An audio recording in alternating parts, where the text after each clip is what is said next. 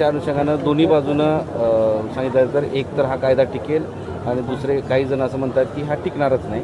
तर कायदेतज्ञ बापट सरांनी असं सांगितलेलं आहे की हा सुप्रीम कोर्टात टिकणार नाही आणि तुम्ही जी मागणी करताय तीच योग्य आहे. नाही, आता त्याच भानगडीतच नाही पडायचं. ते टिकून येतं नाही टिकू दिलं याचं स्वागत केलं आम्ही. दिलं आहे ना सरकारनं, चला ते स्वागत केलं. परंतु आम्ही केलेलं, मराठ्यांनी केलेलं मागणीचं काय? 2-3 जणांनी मागणी केली, ती झालं दिलं. चला याच आंदोलनानं दिलं, याच गोरगरीब मराठ्यांनी त्यांना दिलं. पण मूळ करोडो मराठ्यांची जी मागणी सगळ्या सोयऱ्याची अंमलबजावणीची ओबीसी आरक्षण याचं काय झालं ते सांगा. बाकीचं सांगत नका बसू मला बडबड होगा. आता तुमची बडबड ऐकली 6 महिन्याने. तर दुसरं बाळासाहेब सराट किती 60-70 वर्ष घेतो का वेळ? वेळ लागन घेतला ना 6 महिने.